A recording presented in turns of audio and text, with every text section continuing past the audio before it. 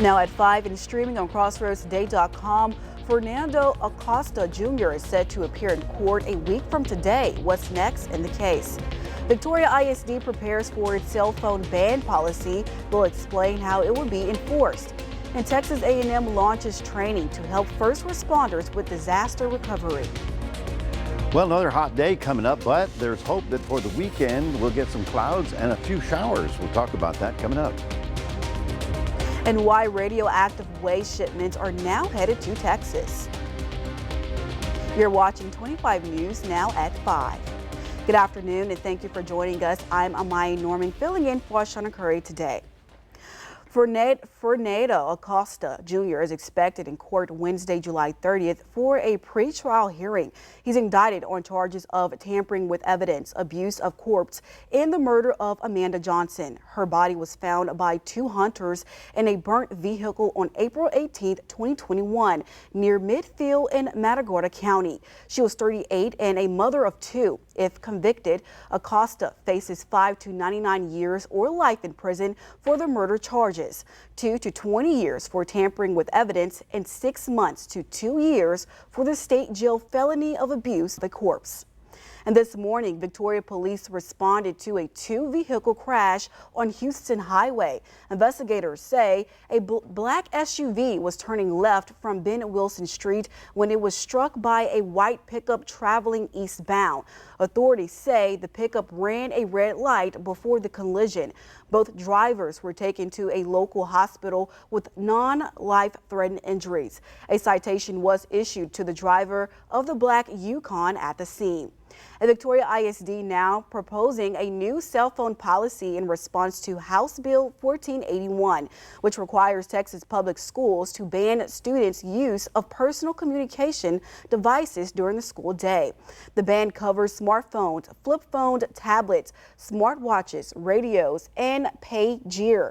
School issues devices are exempt. District must either ban devices on campus or provide a storage method during the day. After the 90 days of written notice to parents, unclaimed devices can be confiscated and disposed of. And Victoria ISD released the following statement regarding the policy.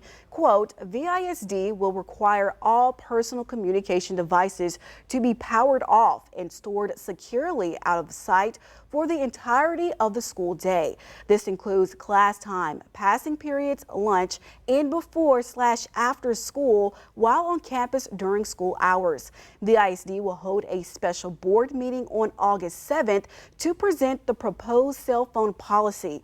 All school districts must adopt a policy and a compliance with House Bill 1481 by September 18 of this year.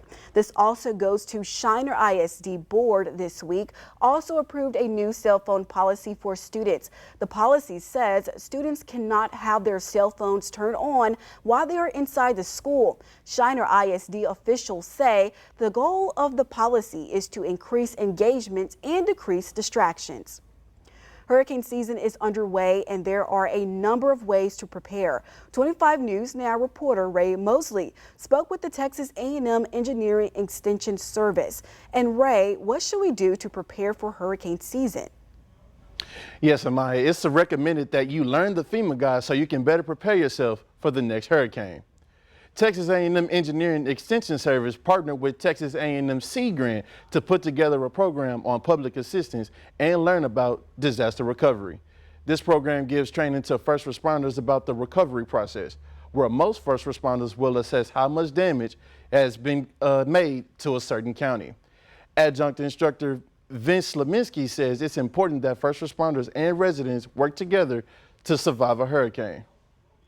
If a hurricane comes through here, which this area could definitely be a direct hit, it's not going to just be one county that's affected. It's going to be several counties. Slaminski also says families should evacuate if they feel the need and it's safe to do so. Texas A&M Engineering Extension Services is holding another meeting tomorrow from 8 a.m. till noon. Amaya? Thank you, Ray. Here's your viewer poll today. Which item do you not have ready for a hurricane emergency? You have water supply, flashlight and batteries, important documents and crash, I'm all prepared, or non-perishable foods, first aid kit, and all of the above. These are a lot of variety items here on our screen, and so far that is still leading is all of the above, but we would still love to hear from you. You can go over to our website at crossroadstoday.com/vote, or you can scan that QR code right there to take part, and we will have the latest result at 6. Captain Kenny Jones of the Salvation Army of Victoria spent last week helping with flood recovery in Kerr County. Jones provided emotional and spiritual care for Salvation Army workers after they returned from assisting people there. He was also on the scene offering spiritual support to first responders and victims. I'm not sure how to express it. It's just very difficult to imagine without seeing the destruction there. How much hurt there was, even for those that came in to assist. Captain Kenny said, if you want to donate to the Salvation Army for flood relief, please make monetary donations. Now let's go to Mac Clovia Perez with the first look at our forecast. Mac, how is the weather going to be looking like for the rest of the week? Well, we've got another hot day coming up for tomorrow, but there's some hope on the horizon. Let me show you what I'm talking about. Out across the Gulf in Florida, there's an area of circulation right about here that is drifting toward us. This high pressure that's been blocking everything, it's going to go away for a little bit and allowing that stuff to roll in. So this weekend, I know it's a weekend, but it'd be nice to get a little break, a little cloud cover, and I think the temperatures may even knock down a little bit as we get there. We'll talk about that coming up in just a few minutes. Back to you, Amaya. Thank you, Mac. Today, Texas officials begin a formal investigation into the deadly July 4th flooding disaster. At least 136 people were killed. That includes more than 100 people who have died in Kerr County, where children camps and RV parks were situated along the Guadalupe River. And today's special hearing, officials will look into how response teams handle the emergency. Investigators will also focus on whether the flooding disasters could have been prevented. The hearing will include testimonies from officials in charge of managing regional rivers, as well as from head of the state's Division of Emergency Management. Next week, Texas lawmakers will hear directly from survivors in the hardest hit areas. As consumption of fossil fuels continues to rise, technology developed by Texas companies could help change the view of carbon as the hard-to-manage waste products. To read this full Texas Tribune article, visit our website at crossroadstoday.com. The U.S. Army Corps of Engineers says that radioactive waste from Nigeria Falls is now being shipped to Texas instead of Michigan. The waste, stored for decades from Manhattan projects, is headed to a site in Andrew, about 350 miles west of Dallas. Shipments started July 15th using trucks of rail cars, with removal expected to finish by 2027 at the cost of nearly $6 million.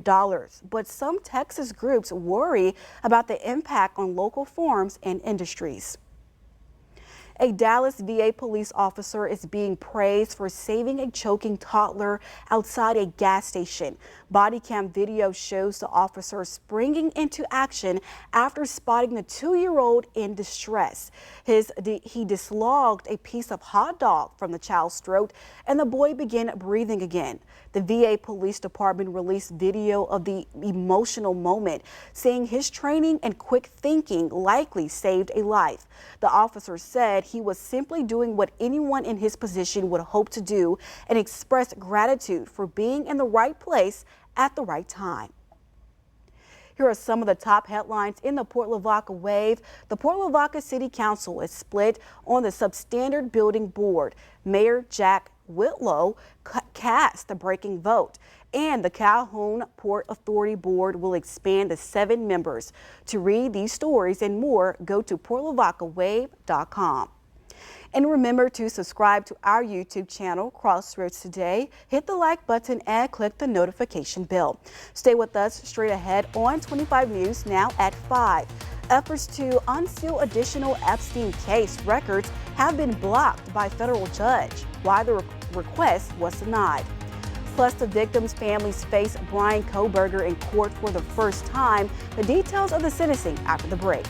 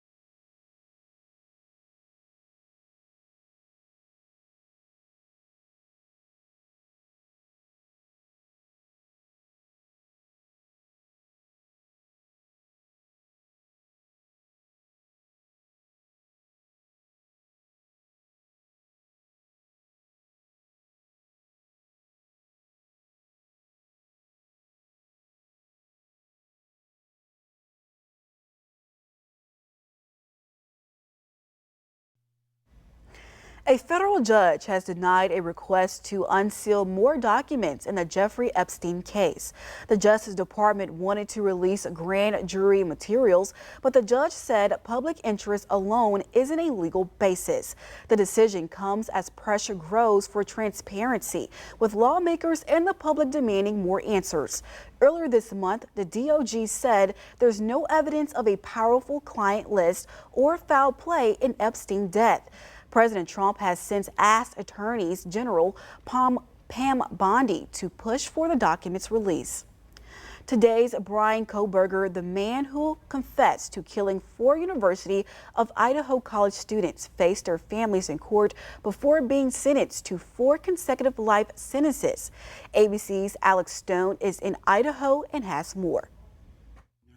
Fighting through tears, family members, friends, and roommates of Kaylee Gonsalves, Ethan Chapin, Xana Kernodle, and Madison Mogen stood in front of admitted killer Bryan Kohberger to tell him directly how the murders impacted them. We will grow old without our only child, our bright, beautiful friend and daughter. In the end, there are no words that can accurately capture the devastation of losing Maddie. Among those to speak, Dylan Mortensen, one of 2 surviving roommates who told police she saw the killer that night in 2022 at their off-campus home in Moscow. A shadowy figure with bushy eyebrows. Dylan today telling the court, he didn't just take them from the world, he took them from me, my friends, my people who felt like my home. Kohberger sitting staring straight ahead, showing no emotion. Kaylee's father, Steve Gonsalves, turning to the lectern to directly address Kohberger. Today, we are here to finish what you started. Today, you've lost control. Today, we are here to prove to the world that you picked the wrong families. The wrong state, the wrong police officers, the wrong community. Then clapping in the courtroom after Kaylee's sister addressed Kohberger, calling him pathetic. If you hadn't attacked them in their sleep, in the middle of the night, like a pedophile, Kaylee would have kicked your Thank you. Thank you. Kohberger today declining to make a statement. The judge then sentencing Kohberger to 4 consecutive life sentences, plus 10 years for burglary. The judge's sentence also included a $50,000 fine for each count and a $5,000 civil penalty for each family. Alex Stone, ABC News, Boise, Idaho. We're now hearing from the man at the center of a viral traffic stop video showing Jacksonville sheriff officers punching him in the face. 22-year-old William McNeil Jr. appearing alongside his family and civil rights attorneys today. Details what was going through his mind during the violent encounter that took place back in February. That day I just really wanted to know, why I was getting pulled over and why I needed to step out the car when I know I didn't do nothing wrong.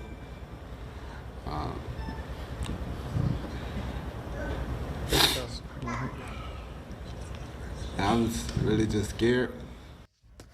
Attorneys are now calling for the immediate termination of the officer who punched McNell in the video. Identified by Waters as officers, Bowers and say they will explore legal reminders. Here are some of the top headlines in Cuero Records. A citizen group puts Tequero ISD board on the spot at its recent meeting. And the Witzoff volunteer fire chief asks DeWitt County commissioners to increase the department budget. To these stories and more, visit DeWittCountyToday.com. Well, good afternoon, everybody. It's still 95 degrees, another little scorcher of a day. Our high got up to 97 this afternoon, but believe it or not, it's just a little bit above where we're supposed to be.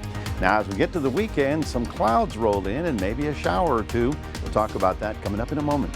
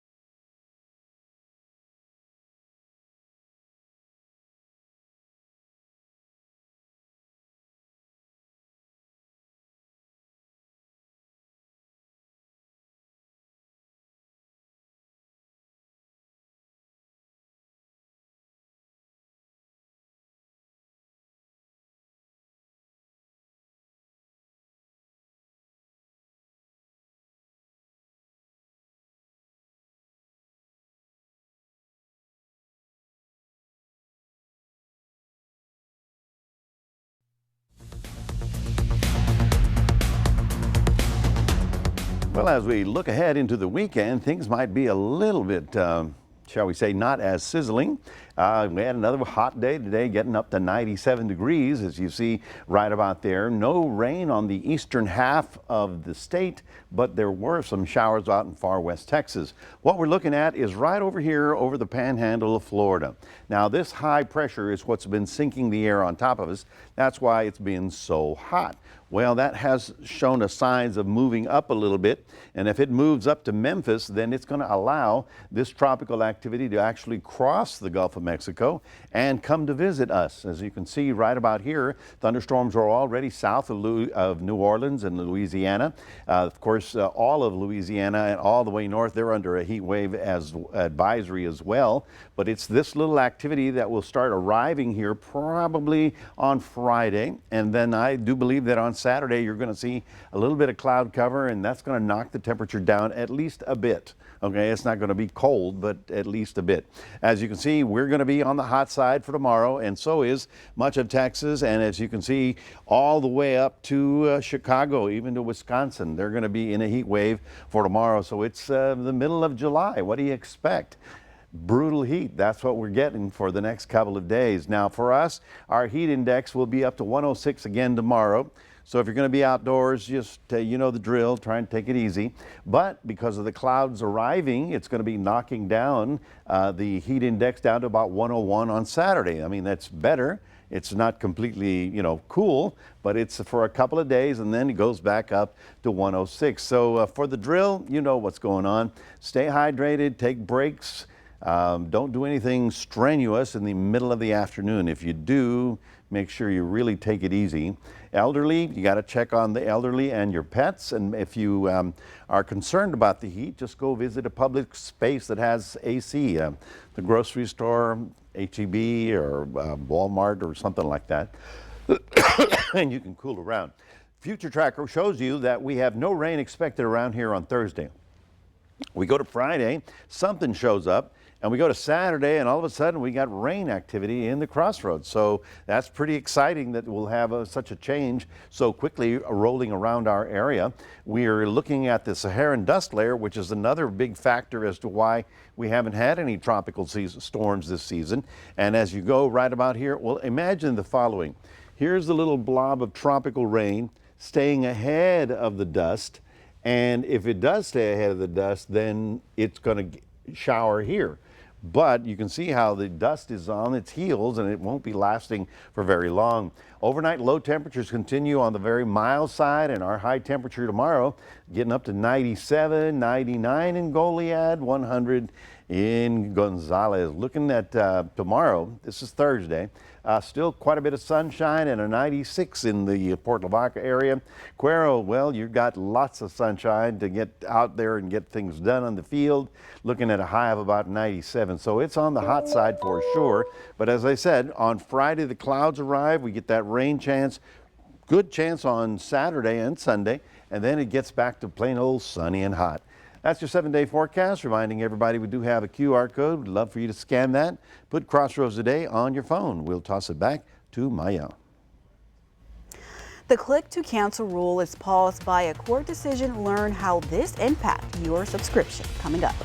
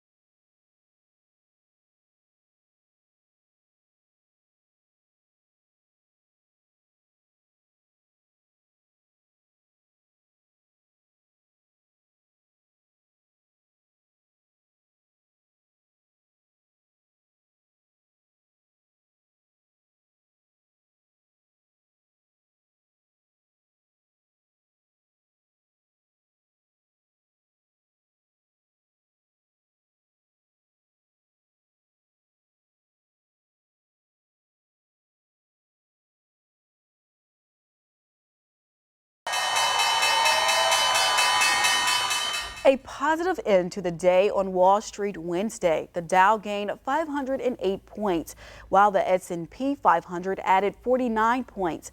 The Nasdaq closed up to 127 points.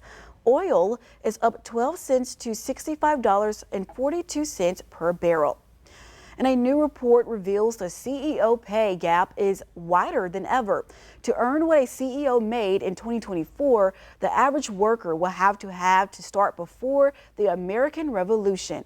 The AFL-CIO's Executive Pay Watch found CEOs at the top 500 companies made an average of $18.9 million. 285 times the typical worker pay. While workers' wages rose 3%, CEO pay jumped 7%. Now the reports say new Trump tax cuts will give CEOs nearly $490,000 in breaks, compared to $765 for most employees. The biggest pay gap, Starbucks CEO, who made 6,600 times more than the average employee. And home prices are hotter than ever this summer. The median price of a previously owned home in the U.S. was $435,000 in June. The National Association of Retailers said Wednesday that the highest on the record. While prices are up, existing home sales fell 2.7% last month. The National Association of Retailers says the housing market remains challenging for buyers because of high mortgage rates. But if those rates fall in the second half of the year, the group expects sales to pick up. Click to cancel is blocked for now, but consumers have some options while some lawmakers make a push to revive it. Here's what consumers need to know for now. Click to cancel is canceled for now. Earlier this month, a U.S. appeals court blocked the Federal Trade Commission rule that would have required businesses to make it just as easy to cancel subscriptions and memberships as it is to sign up for them.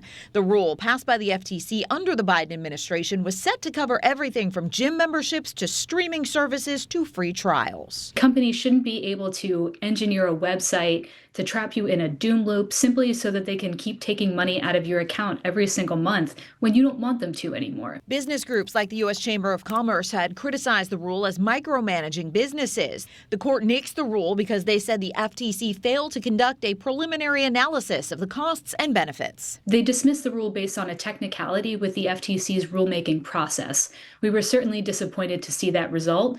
But the good news is that it's not the end of the story. Aaron Whitty of the Consumer Federation of America says some state and federal lawmakers have possible legislative protections in the works.